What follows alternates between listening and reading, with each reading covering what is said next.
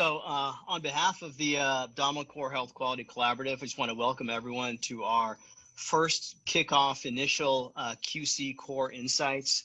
On behalf of Mike and myself and the QC team, we think this is going to be one of the best forums of discussion of studies, current events, things that are pertinent to our practices. And one thing that we really want to put out there is this is going to be a discussion about some pretty controversial topics using some well-collected data and well-collected and well-performed studies.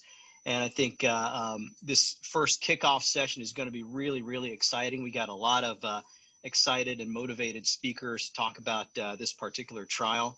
And why don't we go ahead and get started? And a couple of people will be trickling in here. Just a little bit of ground rules. If everyone could mute themselves if you're not already muted. And we'll have a couple of speakers speak. Clayton Petro is going to talk about the study itself, and he's our senior author.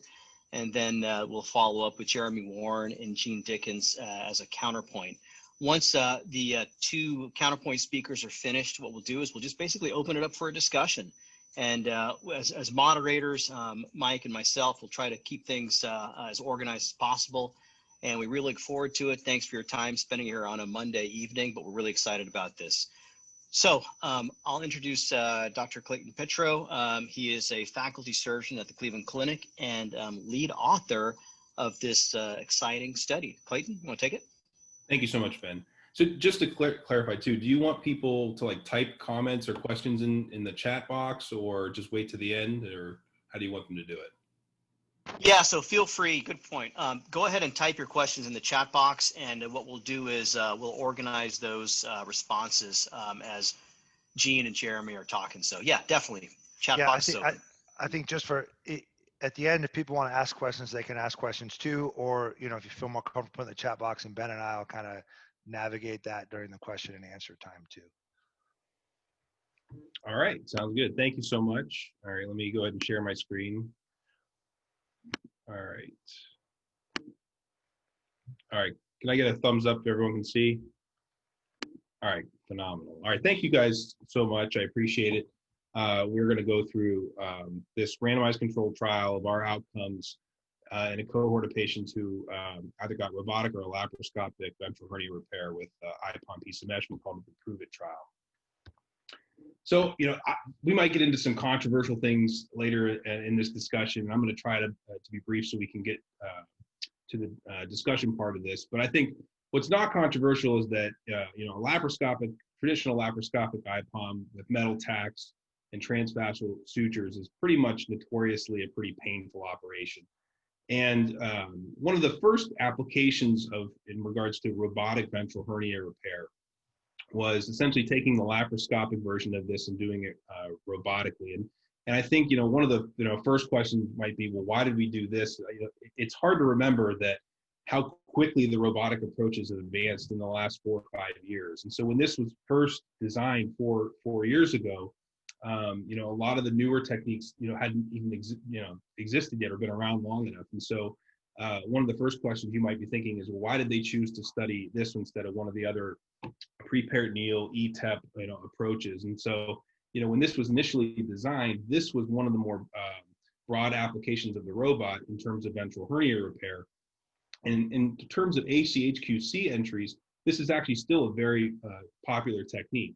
And so, why might the robot offer advantages? Well, instead of passing a Carter-Thompson to close the fascia, you're able to suture intracorporally.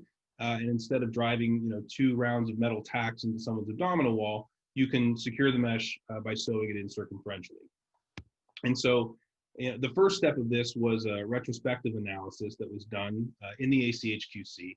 And they essentially propensity matched similar groups of patients with ventral hernias. And what they found was that laparoscopic IPOM was more frequently a quicker operation, but the robotic approach offered some benefits in terms of surgical site occurrences, and the laparoscopic patients were more likely to stay overnight. And so it seemed that there was potentially some benefit to the robotic approach.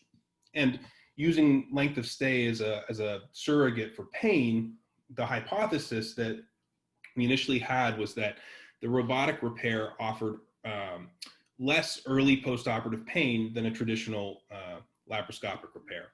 And so we wanted to study this in a randomized fashion, and we decided to focus on midline ventral hernias up to what we would expect to be about 7 centimeters, either based off our physical exam or preoperative imaging. These were elective cases, and at the end of the day, Dr. Prabhu and myself just had to feel comfortable that whatever we got randomized to, we'd be able to finish that approach, and that was really just the exclusion criteria. Length of stay is a challenging endpoint because it can be impacted by so many things that may not have to do with the patient's pain or condition. So really what we thought was a more salient endpoint and a surrogate, what we really were getting at with looking at length of stay was really that we were causing patients less pain. And so we decided just to focus on that specifically. And so we very simply, our primary endpoint was pain on a 0 to 10 scale. We also use other surrogates for pain, the PROMIS 3A short form, PACU opioid consumption, and then we looked at things like the Hercules survey for quality of life, and then all the other things collected in the ACHQC, length of stay, wound morbidity, and then we would do a drill down on cost, which consisted of OR time and disposable reusables. And so all of the time points at which those data points were collected are here. So the primary endpoint, and so, this, somebody say, well, why did you use this? Why did you, set it at a 30%? So 30% reduction on this scale is considered to be a minimal, clinically important difference. And so I know that might seem a little bit nebulous, but when we went to our department at the Cleveland Clinic, we are held to something where if we're going to do something, we have to show that it has, some benefit to the patient, particularly if it starts to cost more. And so, according to our department, this was kind of the low bar that we had to reach in order to put some legitimacy behind it. And so a 30% reduction on this scale was going to take about 62 patients. And if you account for about 20% that we potentially could lose to follow-up, we ultimately rounded that up to 74 patients that we were going to include in the trial. And so how did this work? So we would see eligible patients in clinic. Dr. Prabhu or myself would consent the patient. After we consented the patient, one of our research residents would then randomize the patient and then let the scheduling nurse know what the case was going to be, so that if we needed the robot for that case, we would have that room reserved. And then patients were totally blinded to the technique. And as we continue to almost finish our 1-year follow-ups, until they finish that 1-year endpoint, they are totally blinded to what they got. When we did the operation and would finish, the surgeon would then sit down at the end of the case and put all the data into the ACHQC.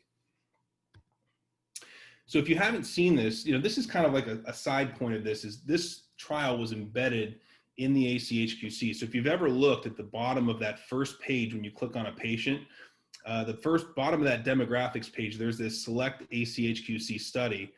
And that's where you can designate that a patient is enrolled in a randomized clinical trial. So on the back end, really a lot of the data that you would typically need or would require a research nurse to dig through the chart or maybe collect separately, that data is already collected. And so a kind of side takeaway from this trial is that we're trying to push this idea of registry-based trials as a very efficient way to conduct research, particularly randomized controlled trials. And so if you look at the endpoints that we're collecting, really most of the things are already collected as our routine practice. And really just these 3 endpoints as the trial that is ongoing, the NRS-11 in the PACU, and then a phone call on day 1 if they went home, or day 7 is really the only thing that's extra. All the other things are mostly collected as our routine standard of care. And then the PACU opioid consumption and cost were 2 things that we were able to get, retroactively. But for the most part, like I said, this is pretty lean. This is not requiring a lot of upfront research help. So what about the technique? So we tried to standardize this as much as we could. So for both techniques, intraperitoneal access and adhesiolysis was at the discretion of the surgeon. If you got randomized to the robot, you could take adhesions down lap or with the robot. We always used barrier-coated monofilament polypropylene mesh. If you got randomized to the laparoscopic technique, you were to close the defect with a Carter-Thompson figure of 8s using O-proline, and you were to perform a double crown technique with permanent tacks and 4 transfascial sutures at each apex each apex using 2-O-Proline. If you got randomized to the robotic technique, you were to close the defect with a running O permanent self-locking suture, and you were to secure the mesh with a 3O absorbable self-locking suture. So what were the results? So the first thing is our consort diagram. So, a huge chunk of these patients, the planned open repairs, no midline component, planned primary repair, a lot of those, they just don't meet the inclusion criteria, but we presented them here for transparency. And really the largest group of patients that were excluded were patients that had been consented to be in the trial, and just the trial had closed by the time they were ready to be randomized. 81 patients ultimately underwent randomization. There's actually one typo that I'm really frustrated that I missed on the proof, but this was actually 49 patients were allocated to the robotic, because 39 and 39 doesn't equal 81. And then when you exclude the 3 that were converted to open, then it makes more sense that you have 39 below that. But so you had 39 allocated to Lap IPOM, 42 allocated to Robot IPOM. There were 3 patients in each group that were converted to open, and those were excluded from our analysis. So ultimately 36 completed the laparoscopic operation, and then 39 the robotic operation. 2 of the robotic operations were converted to a laparoscopic procedure, and I'll get to the details of that in a second. So when you look at the groups, they were comparable. It's always remarkable when you randomize folks how comparable the 2 groups are in terms of demographics, comorbidities, and hernia characteristics. The one thing that does stick out is there was a slightly higher BMI in the robotic patients that we were going to have to adjust for, on the back end. So as far as operative details, we transitioned from an SI to an XI during the operation. So about a third of the patients did have the operation with an SI. And really, the only difference I can think that would add would be that you had to close that port with a Carter Thompson at the end, and that may have had some small effect on pain. As far as the technique, so all the patients that undergoing the laparoscopic technique met the exact protocol that I described before. For the robotic cases, there were 2 patients that converted to lap. One patient, the bed was drifting, and we didn't feel comfortable docking the robot. And then the other one, there was a small piece where we just weren't able, if you've ever done these, sometimes when you're sewing that last part right in front of yourself, they weren't able to get that last few suture bites of that, so they used a tacker for a small piece of the mesh at the end. But all of the other patients, as I described how the operations were done, they were done uniformly. There were 2 bowel injuries in the lap group that were fixed laparoscopically. And the robot group, there was 1 bowel injury, and then the liver injury was done during optical entry, so it really had nothing to do with the robotic platform. There was a difference in time.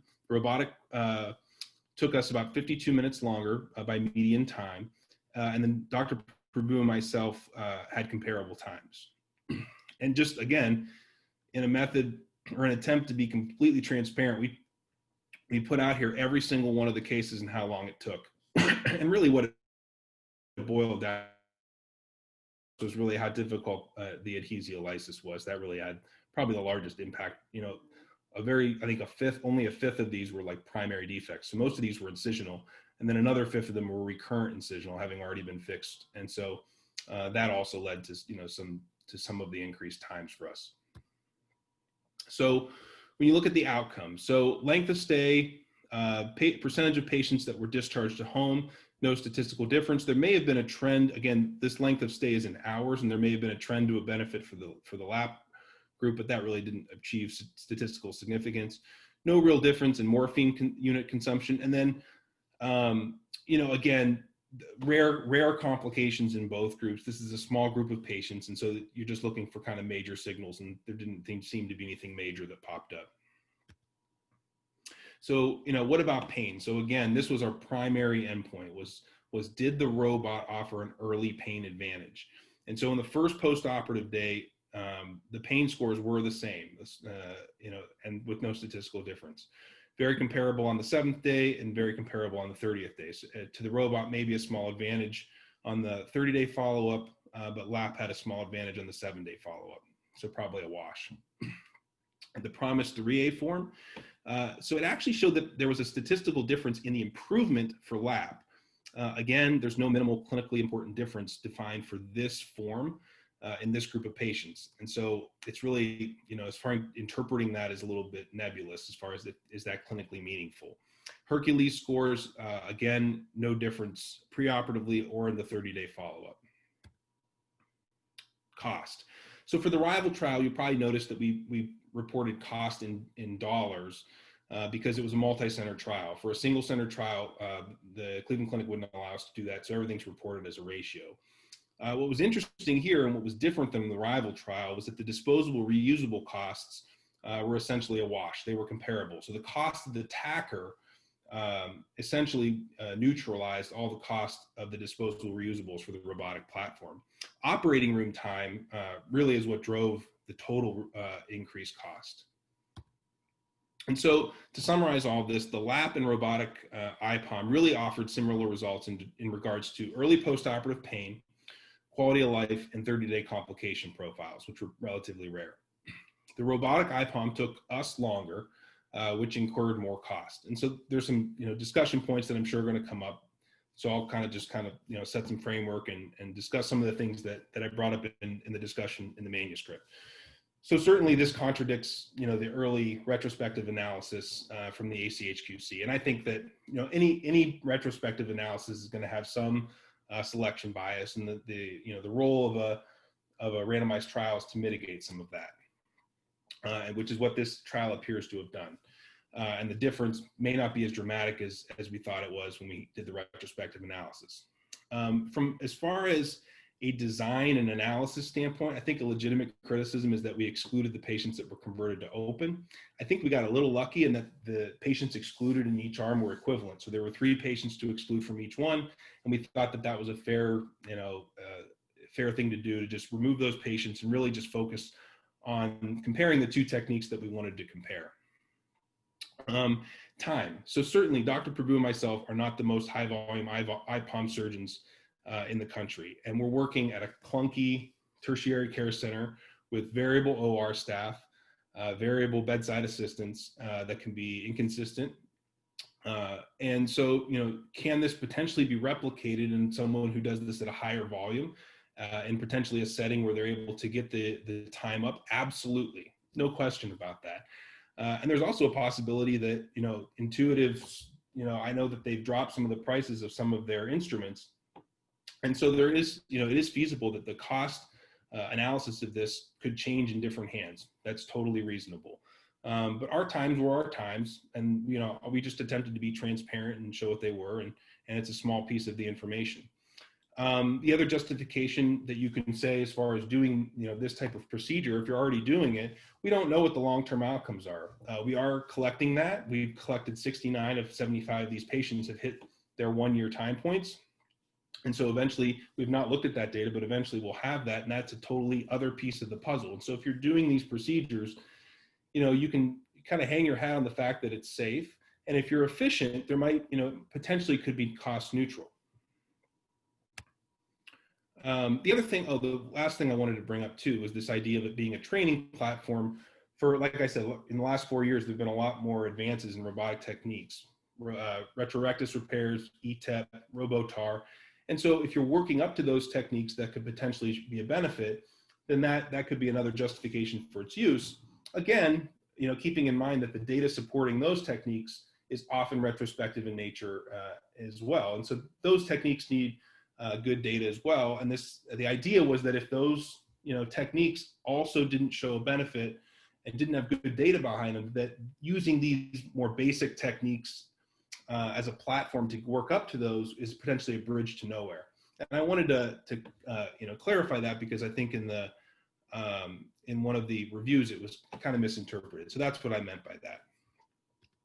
So finally, to conclude, the robotic IPOM does offer similar early results compared to LAP.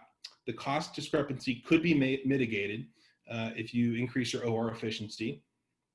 And then, like I said, the potential long-term benefits of the robotic IPOM yet remain to be elucidated, and that'll be the subject of future analysis. So I'm happy to open it up and hear what the discussants have to say, and Ajita and I can do our best to defend ourselves. Great, thanks, Clayton. That was awesome. Again, I just want to congratulate you and your partners on pulling off something that is rare in our field, and that's performing a randomized controlled trial in a very unique setting. And as you mentioned, a registry embedded trial, which in and of itself is unique. So congratulations to you. And what we'll do is we're getting a couple of questions coming in through the chat box here. We're going to let those accrue for a bit. And I'm going to introduce one of our discussants here. Gene Dickens is in private practice in Tulsa, Oklahoma. Gene is a high volume surgeon. He's been with the QC for several years, and he's also a very high volume robotic surgeon. And Gene's going to provide our first counterpoint. Gene? Thanks, Ben, Mike, everybody. Thank you very much for the opportunity to review this article, which is a great article. So I wanted to do some share screen, and then I thought, that sounds like a terrible idea. So here you go. I got my disclosures. So they really haven't changed, right? So Intuitive, I've spoken for them a little bit. Here's a more important disclosure. I love Ajita. I was gonna say she's my spirit animal, but that sounds like super weird and kind of creepy, especially late at night where some of y'all are. So I could not have more respect for a person than for Ajita Prabhu. So, and then, sorry, Clayton, if this makes you uncomfortable, but I actually had like a little man crush on you for a while. You're like super smart and like way too young to be as smart as you are. But anyway, very much looking forward to discussing this. And then my final one is, Ben already beat me to it. I'm all in. I still can't get the ACHQC, so I just say the QC. So anyway, again, thanks for letting me be here. Clayton, great paper. I've got literally 10 questions, and just like the debate, I want my whole 15 minutes. So I've got some rapid fires, and then I've got some bigger ones. First of all, prove it. Awesome name. Who actually came up with it, and what the hell does it stand for? So this is one of our favorite activities, is to come up with these acronyms. Our research resident, Sam Zolan, shout out to Sam. He came up with this. We had dozens of names. I can't think of any other ones off the top of my head, but I think, we have a sense that, these types of papers are controversial, and, it's fun to stir the pot a little bit. That's a perfect, well-fitted name to it. Okay, so this is a little poke. So in the results section, you said there were no unplanned reoperations. So how many planned reoperations were there? Oh, there was one patient who was very thin and in the lap group, and she could feel one of the transfascial sutures right at her waistline, and she wanted it removed. So I took her back like 3 months later and took it out. But in sincerity, like, how do you account for that? So it didn't make it into the, the final outcome. Like, there were, you know what I mean? Like, you did reoperate on one of the patients in the cohort. So how do you kind of account for that in the statistics? Well, how do you mean? I'm not sure I understand the question, because we reoperated on her. I think we reported it. It wasn't, yeah, it wasn't a planned reoperation. Yeah. It wasn't an unplanned reoperation. It was a reoperation. So I thought it would have been somewhere, but. Yeah, no, come to think, was that clear in there that we had reoperated? I thought I put that in the results that we had. It was very clear in the sort of the detail of the paper, but it kind of missed the highlight reel, So, and again, I think you guys said it was clear. And it wouldn't have mattered statistically. So I don't think it's a big deal. I mostly was just kind of having a little fun. So I think that, there's a similar paper that was published by Mike Liang's group, and one of the main focuses of that were potentially misstenerotomies. And so I think when I was wording that was kind of the impetus, was to kind of highlight the fact that we didn't have any, kind of emergency takebacks, miss type things, but still not disregarding the fact that we did have a takeback, that was several months later. Gotcha. That makes sense. So you guys compared a robotic technique to a lap technique. So the two techniques were really different. I mean, I'm sure they were as similar as you could, but you didn't control for that variable, right? You didn't do a running fascial closure laparoscopic, you know what I mean? So, and I know technically that would have been. Yeah, I think that one of the ways we try to look at these trials is what could we do to potentially get someone to change their practice? And so if you have someone that's doing laparoscopic repairs, they're typically not running it. They're typically using a tacker. And so we set it up in what we thought was the way to give the robot the best chance of showing a benefit. I mean, that's really sincerely, you know, when you look at someone doing laparoscopic IPOM, driving metal tacks in the wall, using transfascial sutures, you know, you would think that if you have this, you know, now you have this tool where you can sew the mesh in, you can sew the defect closed, you're not making all those stab incisions and shoving the Carter Thompson. I mean, they're not elegant things. And so when you compare that to a robotic approach, you look at that, you think, oh, this has to offer some benefit. And then, you know, if it had, I think you now have an argument where you take someone who routinely does tacks and sutures and Carter Thompson, and now you offer them something else. And so that's probably said it. Yeah, and I would just hop in there and say, you know, as far as the take back goes, soon we will have an opportunity to highlight that and elucidate it a little bit better in our long-term follow-up. So we'll be bringing you 1-year follow-up to this trial. Stay tuned for that, Gene. And then in addition to that, you know, just pragmatically speaking, if you look at what surgeons do for a laparoscopic operation, I'm not aware of anybody who's kind of backhanding a barbed suture through the fascia laparoscopically to run that thing closed. So when you think about pragmatically, if surgeons are closing the defect laparoscopically, I would say the vast majority of people who are trying to close it that way are doing it with the shoelace technique. So that's why we picked that for the comparison. Gotcha. So that's sort of, this sort of falls me into the next question. I'm always tricking things, right? Just so you know, like I don't play fair. So, you know, you were trying to sort of set up the real world, right? A kind of a lap versus a robot and what would be done in the country. How many of the lap IPOMs done in the US do you think look like a Clayton Petro or an Eugene repair, you know, with a shoelace, fascial closure, double crown technique? Just curious, I don't know the number. You know, how many of US surgeons are able to achieve the lap repair you guys did in this trial? Well, I would say that they may not look the same, but I think if they're going to do a lap repair, this is the most painful lap repair that you can offer. You're closing the defect under tension. You're putting, you know, you can argue that maybe the 4 transfascials aren't even necessary because they could, you know, there's data to suggest that's equivalent to lap IPOM. So it may not look the same, but as far as if you were going to say like what lap IPOM would be the most painful, it's going to be one with Carter Thompson suture closer, 4 transfascials, and double crown technique. Yeah, gotcha. So almost kind of rigging it against the lap repair again, since pain was your outcome. Pretty much. Okay. So this is a kind of a statistical question again. I'm a clinical guy. I'll claim that one more time. So you had 3 conversions to open in both groups. You excluded them. You had 2 patients, though, converted from robot to lap, and you included those in your analysis. So how do you kind of justify that change?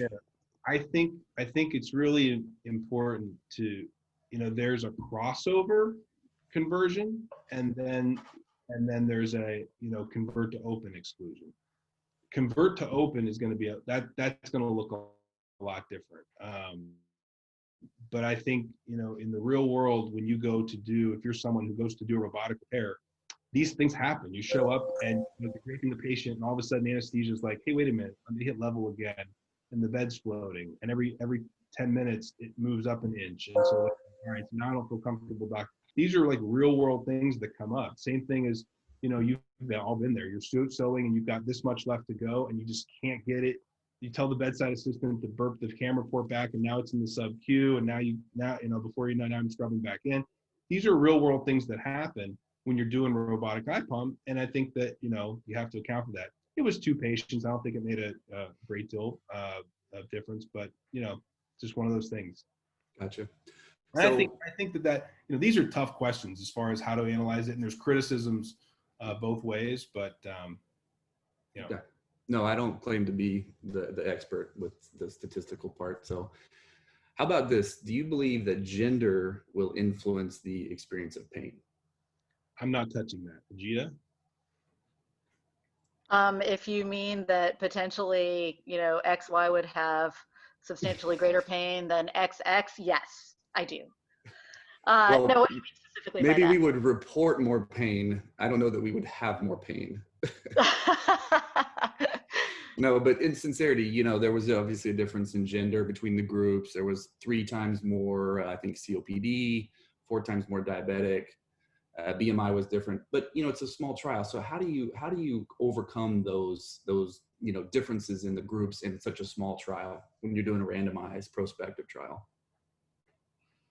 Yeah, I mean, I think the thing that's the beauty about the randomized control trial is that to the best of our efforts, we're controlling all the things that we can. There's going to be a little bit of variability in those groups, but the treatment arm isn't chosen by selection bias, which is, as we know, is the kind of limiting factor behind all of these retrospective trials that we're doing. So that's it. You know, we controlled for the things that we could control for. You're going to see small changes here and there in the groups between the randomized groups here in this randomized control trial, but none of them, I don't think, really largely swayed the appearance of either group. And either one of them are equally being randomized to one group or the other. So therefore, you're going to have a little bit of variability in the groups that way. That's one of the things that's known and accepted about a randomized control trial. Gotcha. I don't think So- any of those are significant enough, though, to sway our results. Any of those patients would have undergone a lap ventral prior to this study. In the study, yeah. Mm-hmm. So this is kind of my last theme. So does surgeon experience contribute to outcome? It may, but I would, I can't draw the line between the operation took longer, therefore it hurts more. So if you can connect those dots, like I get it. Can somebody else do it faster? 100%. We are not the world's fastest IPOM people. And it's unfortunate that had the downhill effect of having an impact on cost, because someone could potentially mitigate that. That's totally fair. But I can't draw the line between it took longer, therefore it hurts more. Yeah. Well, again, you fell right into my next question. I appreciate that. This is like we scripted it. This is awesome. So you designed a trial to look at differences in outcome between these 2 cohorts, and the measurable variable was pain at 30 days. But the conclusion of the paper was that there's no justification for robotic surgery. I don't know if that was the justification for verbatim. It was that it doesn't show a measurable clinical benefit. To be totally fair, I could have qualified that within 30 days. And I think that would have been a fair criticism. I think the way I worded it was that there's no measurable clinical benefit. Right. You said no measurable benefit exists to justify the robotic approach. So is 30-day pain scores the best metric to justify or to make a decision about a new technique or new technology? What would be your... No, I think we gave a ton of opportunities to show a benefit. If it wasn't in the primary outcome, it could have been in PROMISE 3A, it could have been in Hercules, it could have been in opioid consumption. We looked pretty hard to find something. We really did. But I think a totally fair criticism, and something I might regret a little bit, is saying that there's no measurable clinical benefit, period. I think I could have qualified that saying 30 days, but we'll see what the long-term outcomes show, because, you know, permanent tax versus absorbable suture. Well, you know, I just want to say, though, in fairness, let's be fair about the whole thing. We started this with the kind of philosophical bent that likely recurrences for this size hernia are hopefully going to be the same at 1 year. I think we gave the robotic platform that kind of latitude. And so within that, if we assume that our recurrences are going to be the same at 1 year, which we'll report upon soon, then assuming over time, depending whether there's a cost advantage or not to one platform or the other, then I think we can say, okay, beyond that, what are the clinical benefits to one platform over another? So I think that's probably actually where we were coming from. And clearly, you know, it's difficult to extrapolate that out if you weren't there when you're designing the study and everything. But I think we kind of started it with the justification that given that the operations are really very similar, we assume that for this relatively small size hernia, we're going to have similar outcomes in terms of recurrence at 1 year.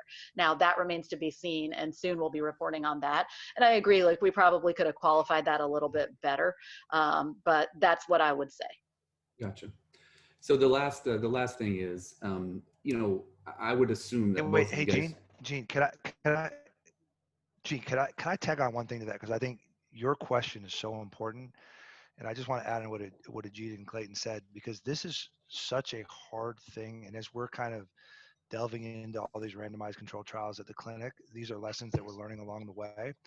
And I think that one of the things that really distinguishes a retrospective study, of which I've published many, and they all have issues, and a randomized controlled trial prospectively is in a retrospective study, what often happens is you collect all this data and you kind of have this consideration of why one is better than the other. And then you look at 100 things, these 2 or 3 things are significant, and you say, okay, that's it. That's why one is better than the other. The problem in a randomized controlled trial, and this is where these things can be biased, these things can be manipulated, and there are issues in even randomized controlled trials, and they're so important questions, is in a randomized controlled trial, before you start, you set the goalposts and you say, this is what it means to win, and this is what it means to lose. And those choices are really difficult, because it has to be something that can be clearly measured. Hopefully it's something that has an impactful thing, and like we have to do at the clinic to justify whether or not we can do it.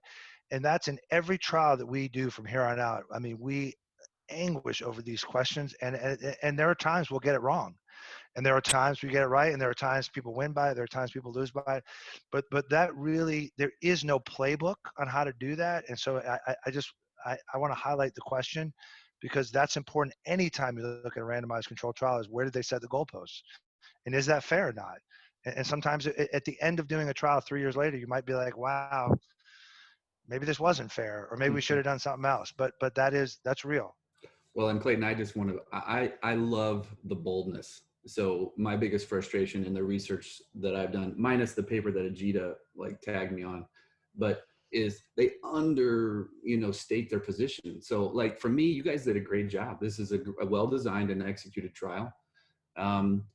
Now I'm going to be mean for a second. So like earmuffs or whatever, like, I love you. I said that it's going to be the KISS theory, but you guys are advanced laparoscopic surgeons, and no offense, but neither of you are expert level robotic surgeons.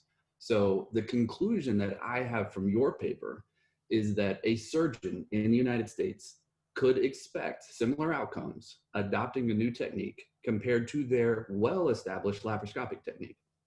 A laparoscopic technique that, oh, by the way, has been honed and refined for 40 years before you started doing it. And so you guys, when I read your paper, I knew your last sentence, what is it? The last sentence is like, there's no justification for this technique at the Cleveland Clinic. Okay. I know that's what it means, because honestly, like the way you guys set this up, the way it played out, it doesn't make sense there to do it. But the conclusion I would make, and the way I would share these findings with others, is if you're a surgeon today, you can adopt this new technique. You should expect similar outcomes. And over time, with a lot of use, high volume, you can overcome the time differences. You can be cheaper and at least no difference in outcome. My fear is when the Cleveland Clinic says there's no justification for this robot, and I think an average surgeon just says, oh, good, I don't have to learn it, or I've been frustrated. But, I don't care. Surgeons ought to be able to interpret literature. They're scientists, they're smart people too. So I love the work. I appreciate it. I wish I would have been able to participate, but I no way my lap technique would look anywhere near your guys's, right? You guys would like file a grievance against the Oklahoma State Medical Board if you saw my lap repair. So anyway, good job. Thanks for letting me participate in the evening. We did invite you. We will always continue to invite you. One of these days you will join us, because you won't be able to say no, and that's okay. And I just want to say a couple of things on that. I think about when it comes to the expertise piece of it, I think that that's a very fair kind of comment that you made about like, hey, are you guys actually robotic experts? And what I would say is, if we compare ourselves to you or many other surgeons out in the community who are doing a high volume of robotics, they have a highly skilled and trained team that really kind of turns over the room very quickly, and they're used to it. You have a different machine than we do. There's no question about that. And I think everybody would agree to that. Also, though, I think it's really important to say at the same time, a lot of the narrative across the United States of America right now is, hey, If you're a surgeon and you are not laparoscopically fellowship trained and you can't do upper level complex procedures, you can get on this platform and now you can do those complex upper level procedures. And so I would turn that back around and just ask you, and maybe we're qualifying this in some ways in our environment, it doesn't work well. And I think that's a fair criticism. But my question for you is this: is it possible to say that a minimally invasive naive surgeon can now pick up this platform and achieve expert level techniques if an expert level minimally invasive surgeon can't be considered an expert on the robot? How would you respond to that? Well, I would say the only thing that fell short from, like my definition of expert was just time, was efficiency. Now we'll see whenever you guys share your 1-year follow-up, I might have a different opinion, but at this point. But how do you define that though? Is that really well defined here in any way on the robotic platform? Right. How do we define about an outcome, right? 1-year follow-up, No, hernia. I mean about expertise. Yeah, it's a good question. I mean, do you want to look at efficiency, and times and compare times, right? David Chin's made fun of me before for being one of the, high volume robotic inguinal hernia guys, and my average time is 86 minutes. And it's honestly not that much shorter today. I don't think time is necessarily a surrogate marker for proficiency, efficiency, competency. Some people are slow, some people are fast. So for me, it's about outcome, however we would measure a good outcome.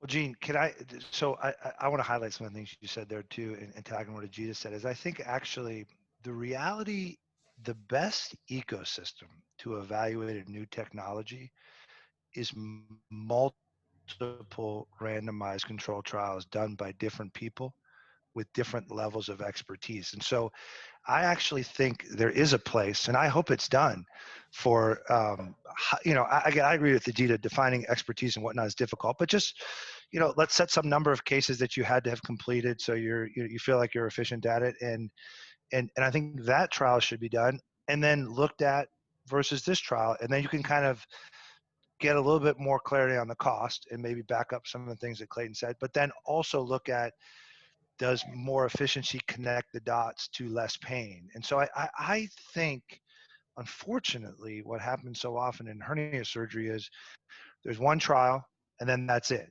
And despite all the limitations, the end, the whatever, nobody goes off and does it again. So the reality, what I really hope is that the next randomized controlled trial is actually done by different people with the same outcome measures. And then you get what we always say at the clinic is we're just trying to get as close to the truth as possible, realizing that one study will never get you to the truth, but you have to kind of take the first step and do that. And I think that's, super important, because you'll never know the answers to any of these questions unless people do it again. And I mean, I hope my real biggest take-home point from all this is, although this trial has nothing to do with the ACHQC other than we embedded it in it, this is run from the Cleveland Clinic. I hope that other groups say, hey, call us up and say, hey, really tell us exactly what you did, because we want to do this again. And to Intuitive's, credit, they funded this trial and they believed in it. And I can't, and they stayed out of the way of the data collection. They stayed out of the way of the data writing, which I think is a class act by that.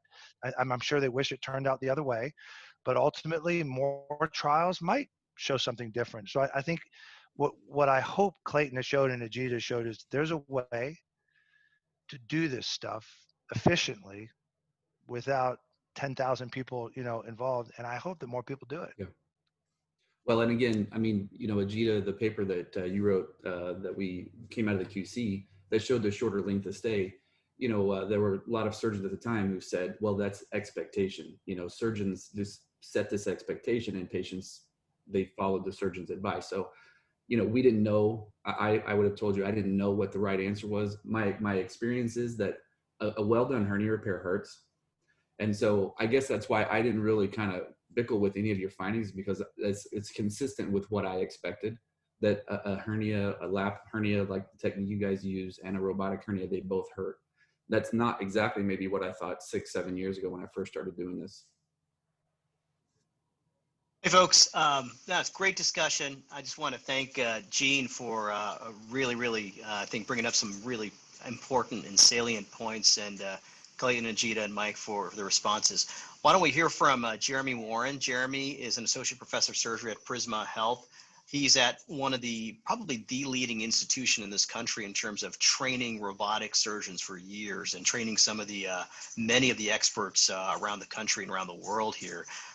Jeremy, if you want to chat a little bit, and let's try and leave a little bit of time for some discussion afterwards. So Jeremy? Yeah, absolutely. So yeah, this feels a little bit like some political debate or something. Gene took all my time.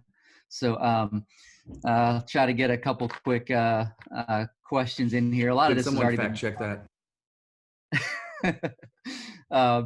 So a couple quick questions that I didn't see in the methods, and it's possible I missed those.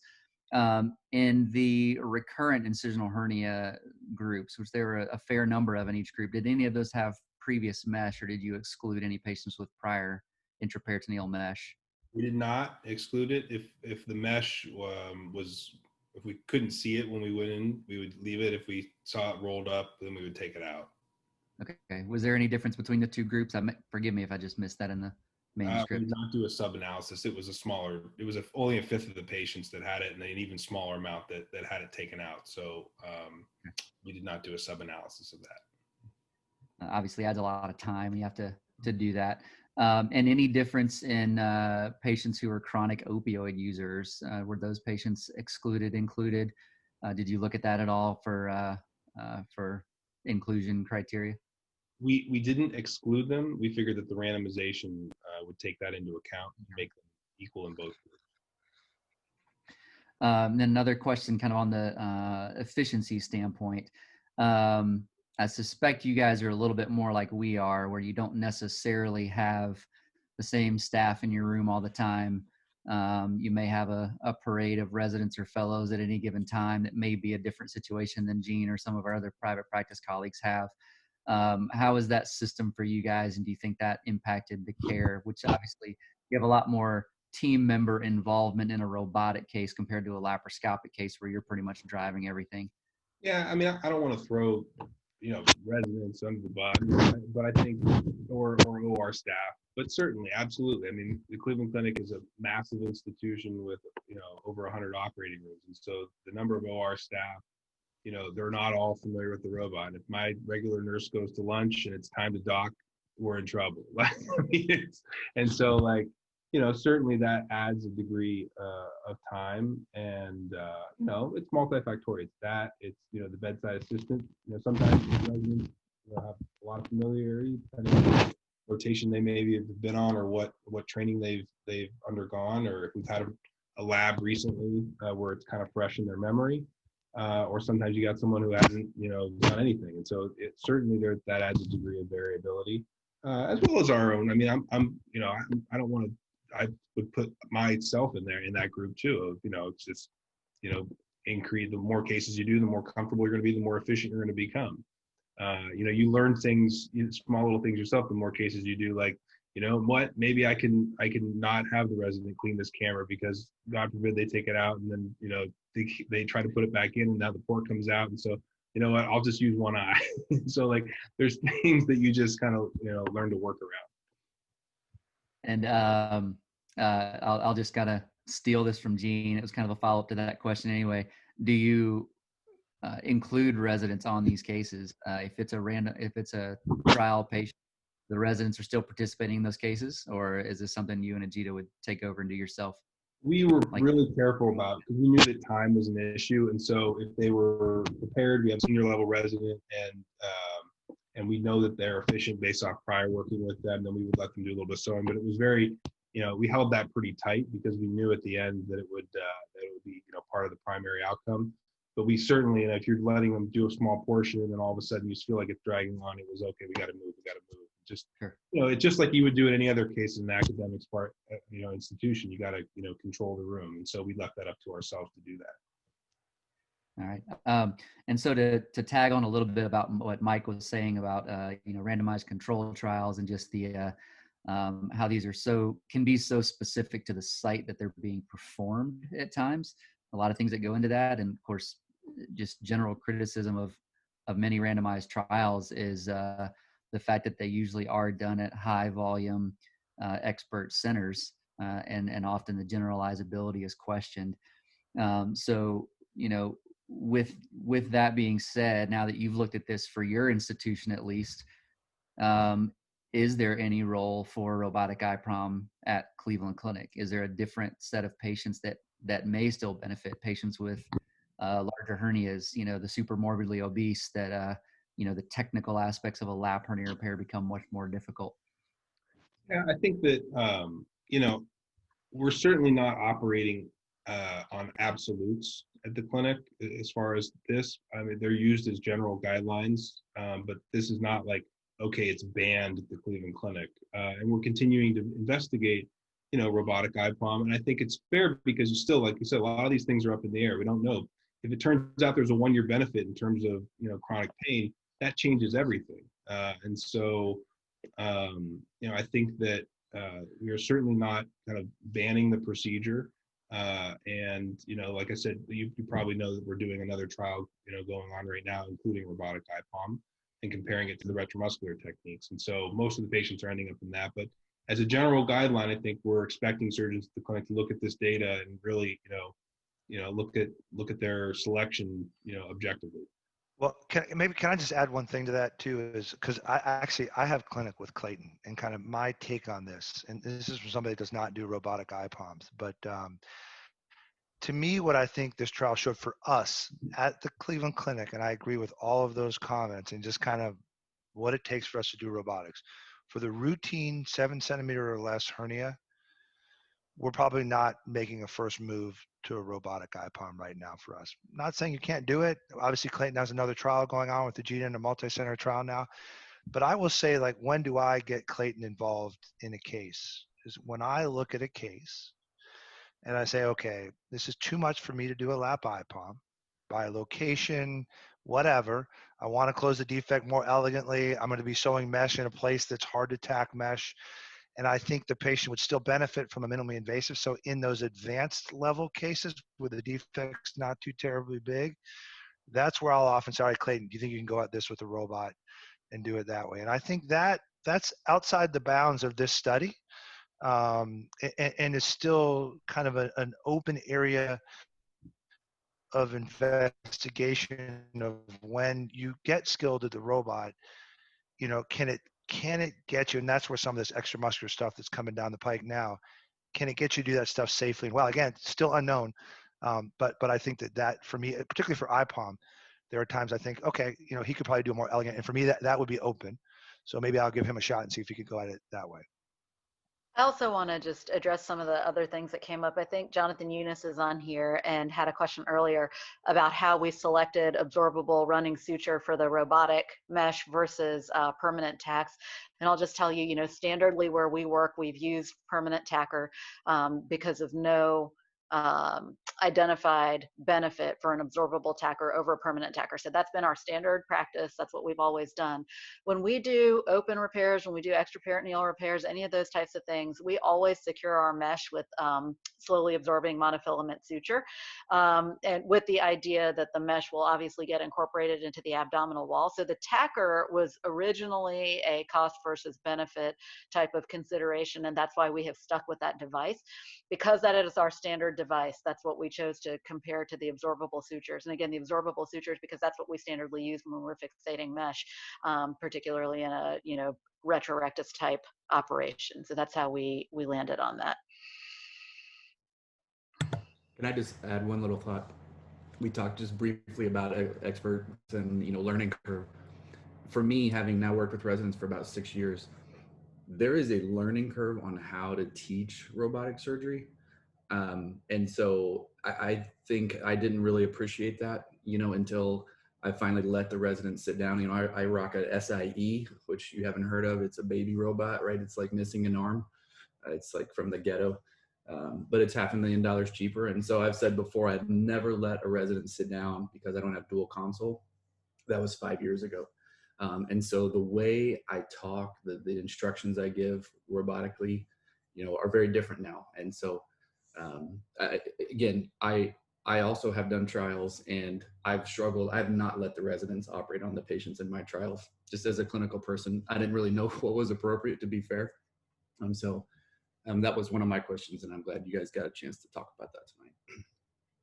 Hey folks, let's we're kind of getting towards the end of the hour here. I thought, Jeremy, any other wrap-up comments you want to make? Or yep, go ahead. One, and I think this will hopefully be a nice bridge into some discussion with some of our participants, particularly from the private practice world.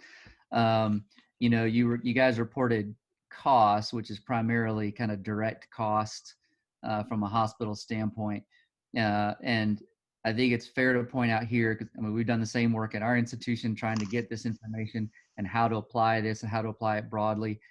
Cost is such a ridiculously complicated factor to report, and it can be so specific to an institution, because direct cost doesn't have necessarily anything to do with charges, and that doesn't necessarily have anything to do with reimbursement. So might actually be not so good for you that you cost more, but might be good for your hospital because you charge more, but might not be good for the whole of the U.S. economy because of the healthcare is more expensive, but it might be really good for Gene and Tulsa with a different payer mix. So, I mean, it's an incredibly complicated situation. So my comment really is what we've already kind of said. This is awesome example of how to do this for your own institution and look at your data, and kind of a challenge to surgeons to look at their own practice and how this procedure might be better or worse for them at their institution. That might be different than it is for you.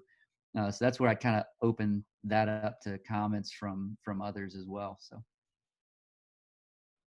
Yeah, great. Thanks, Jeremy. Excellent comment. Yes, cost is extremely difficult to try and pinpoint. So why don't we go ahead and open this up for discussion from the attendees here, and we'll do our best to try and sort out who's talking here. But yeah, do anyone else have any questions, comments about this trial in general?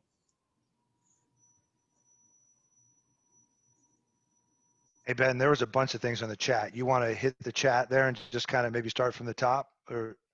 Yeah, we went through this, and most of the topics on the chat have been addressed for the most part, and I know Ajita was on there too. Oh, were you responding to him? Okay. Yep. Yep. Yeah, someone asked. There's one. What are the implications of not doing much robotic surgery at a resident teaching institution? I don't think did we talk about that? Well, you know, maybe I can kind of touch on that. So I think, you know, all this stuff has to be kind of kept in perspective. I think that one of the things that our group, and this is a Cleveland Clinic thing, not anybody else thing, is we happen to be in an environment where we're pretty high volume with hernia surgery. There's 5 of us who do this stuff. So we're in a very unique situation, and we have a commitment from every one of our groups, every one of our surgeons within our group, to study and provide high quality information to this field. And so that won't always be the right answer. I mean, we'll get it wrong sometimes, and we'll keep going. So I think that there, as Clayton said, there is no absolute. I actually think, I mean, quite frankly, we're thinking about expanding to a second fellow because we're doing enough robotic surgery that we think that we could train 2 people. So I think that despite the fact that we've had negative trials, we're continuing to pursue it. We're continuing to find its utilization, and we're committed to that. We're committed to providing the information. And as Clayton said, and Ajita kind of highlighted, this is just 30-day data. You know, the 1-year story might be completely different. And if there's an advantage at 1 year, then it doesn't matter what it costs at 30 days, and it doesn't matter if it takes us a little bit longer. So I think that this isn't because we did an 80-patient trial and, you know, the robot didn't win for the IPOM versus Laparoscopic, we just packed up ship and we're done. I think we're committed to kind of doing more. We're committed to getting bigger multi-center trials, and we want to figure out whether we should all, because I look at this with these guys just personally, you know, do I need to learn how to do this to provide the best care for my patients? Me, Mike Rosen. That's all I'm saying. And so that's what I use this data for. And, you know, as I just got an injection in my shoulder today, as Gina doesn't want to hear about, the robot doesn't look so bad. So yeah. Do they have a tall guy robot? I don't know if you fit in there. That's the SIE Plus. They're making it. It's the cheap tall version. When I can convince Mike that he needs to get on the robot with data, I've won. I'll Yeah, stop. I mean, and listen, that's a high bar, and quite frankly, that bar is probably higher than most other people because, kind of as Gene you put out, I do open surgery, high volume, very well. I think I'm a very good laparoscopic surgeon. So for me, this is a commitment, and I'm just always asking, should I do it? And if there's a benefit, I'm in. So I'll also start I off. do like to come in and heckle Eugene and Clayton while they're in the robot. I do like that quite a bit. Oh my God, he comes in and draws on the screen, you can draw on that extra screen. I won't share with you what he draws on that screen, but let's just say he comes in and draws stuff. And Here's I a just want to pro add. tip. Pro tip: if you camera clutch, it erases that shit off the screen. I do Easy. know that. I was going to say, as far as operating on the robot, I actually think it's super fun and enjoy it. And I'm always looking for things to do better on the robot. I think one of the things that I have a lot of curiosity about, I'm sure we should all have a lot of curiosity about it, is can I accomplish some of what I can do open robotically? And that's, I think, one of the things we all need to look at in the future. And I think that's one of the things that it provides potential benefit in.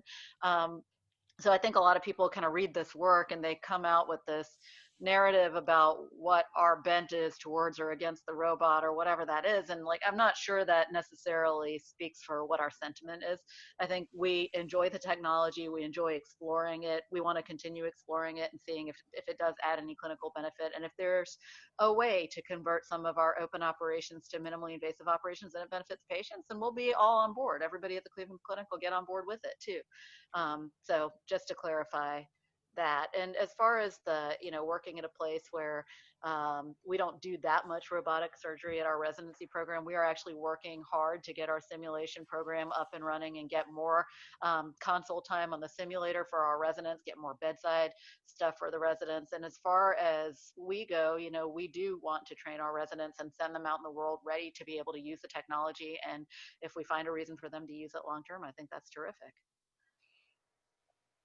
So one other comment, just to kind of take off of something that Gene said earlier. So this was a relatively small randomized trial, powered appropriately for a single primary outcome at 1 day in terms of pain.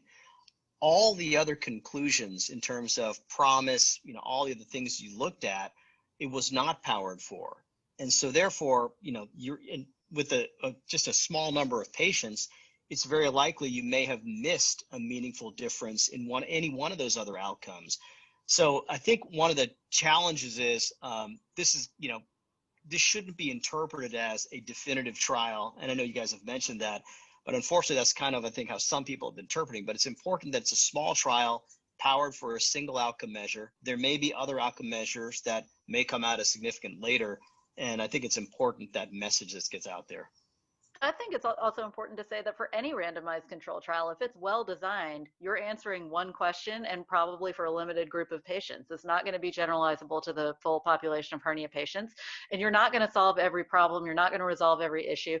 So I think a lot of people focus on the cost and the operating time, but that wasn't the outcome that we powered the study to respond to or to answer. And I think that's a trial design thing that many people, have difficulty interpreting, but I think that that's kind of a simple thing to recognize about randomized control trials. So to echo what you had said earlier, Mike, I hope we see a bunch more randomized control trials in this space, and I'd like to see them all, at the end analyzed together to see what we get. I think this is a small view we haven't seen over the horizon yet. We have a ways to go.